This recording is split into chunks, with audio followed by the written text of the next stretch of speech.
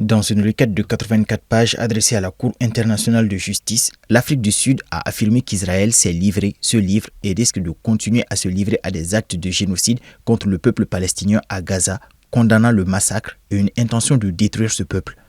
Ce n'est pas la première fois que le pays de Nelson Mandela utilise une rhétorique forte vis-à-vis d'Israël, parce qu'il y a un mois, le gouvernement sud-africain avait accusé Israël d'avoir commis des crimes de guerre et un génocide à Gaza, rappelé tous ses diplomates de Tel Aviv et rejoint 4 autres pays pour demander à la Cour pénale internationale d'enquêter.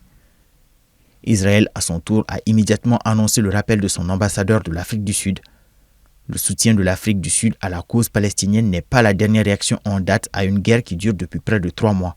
Elle est ancrée dans l'ADN de la politique internationale du Congrès national africain, ANC en acronyme, le parti de libération au pouvoir depuis 30 ans et qui a souvent été comparé à sa propre lutte contre l'apartheid. Ces accusations ont aussitôt été balayées avec dégoût par le gouvernement de Benjamin Netanyahou, premier ministre israélien qui a réagi sur le réseau social X, anciennement appelé Twitter, en affirmant, je cite, « Israël rejette avec dégoût la diffamation propagée par l'Afrique du Sud et son recours à la Cour internationale de justice. » L'Afrique du Sud a clairement indiqué dans sa demande qu'elle s'était tournée vers la Cour pour établir la responsabilité d'Israël pour les violations de la Convention sur le génocide, mais également pour assurer la protection urgente et la plus complète possible aux Palestiniens. Ce processus introduit par l'Afrique du Sud peut prendre plusieurs années.